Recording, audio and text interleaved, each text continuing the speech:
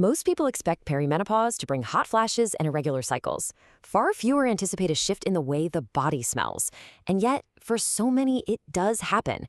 It can be one of the more disorienting parts of the whole transition, really.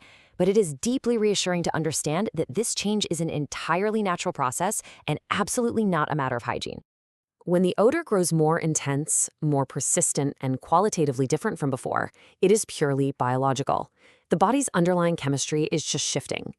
This natural shift explains exactly why trusted products that worked so reliably for years suddenly seem to stop keeping up. To understand exactly why this happens, it helps to look quietly at the skin's biology. The skin carries two distinct kinds of sweat gland, and they behave very differently from one another. The eccrine glands cover almost the whole body and release a light, watery sweat for cooling. On their own, they barely smell. The second kind, the apocrine glands, gather in places like the armpits, the groin, and the scalp. Their sweat is thick, rich in proteins and fats. And here is the truly surprising part.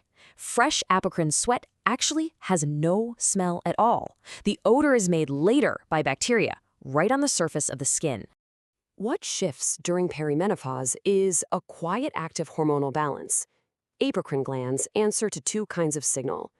Androgens act as an accelerator, driving sweat production up.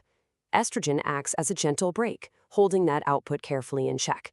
For years, the two stay balanced perfectly. Then, the estrogen begins to fall. The gentle brake eases off and the accelerator just keeps pressing. The apocrine glands, no longer held back, release more of their thick, protein-rich sweat than before. A much larger volume of raw material now reaches the waiting bacteria. At this exact point, the body begins running completely new chemistry, simultaneously along two completely separate odor pathways. Let's look at the first pathway. On the skin surface lives a particular bacterium, Staphylococcus hominis. It carries a specialized enzyme, acting like a molecular key. That key takes the odorless compounds in apocrine sweat and unlocks them, releasing a small sulfur-bearing molecule called a thioalcohol. Sulfur is the same element that gives onions and garlic their sharpness, and the human nose can detect this molecule at just a few parts per billion. The process is limited only by supply. So when perimenopause sends up more raw material, the bacteria simply make more of the sharp, sulfury scent. That beautifully explains the rise in intensity. Yet intensity is really only half the story. A second, completely separate pathway switches on around the exact same time. On the surface of the skin, natural oils slowly react with oxygen and break down, a process that naturally quickens with age.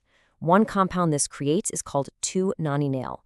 Its character is completely different. It is greasy, waxy, and faintly grassy.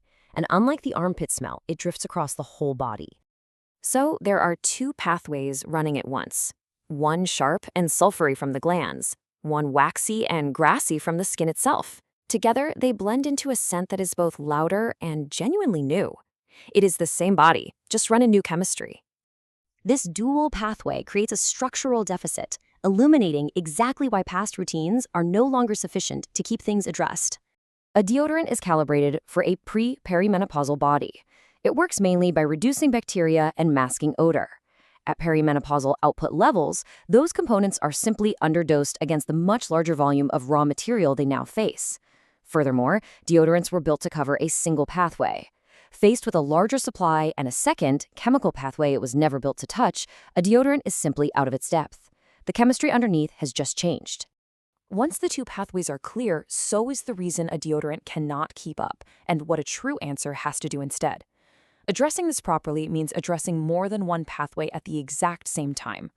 The sharp, sulfury smell comes from that one bacterial enzyme, and at parts per billion, reducing bacteria is not enough. It takes inhibiting the enzyme itself, so the precursor still arrives, but is no longer unlocked. The waxy, grassy smell, on the other hand, is not bacterial at all, so nothing antibacterial reaches it. It takes antioxidant and aldehyde scavenging chemistry to neutralize the compound directly. And because 2-nonenal drifts across the whole body, that has to work beyond the underarm across the skin.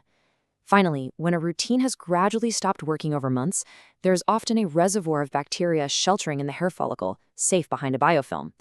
Resurfacing that reservoir restores the skin's access, so what is applied can actually reach the area again. There is also the source itself. Because falling estrogen is the main driver here, hormone therapy can partially restore that suppressive break for some. Whether it is enough varies from person to person, and it is a medical decision, best discussed with a physician. And here is what is deeply comforting to hold on to. The hormonal side of this is part of a transition that tends to stabilize in the years after menopause, and every part of it is now understood well enough to be scientifically addressed.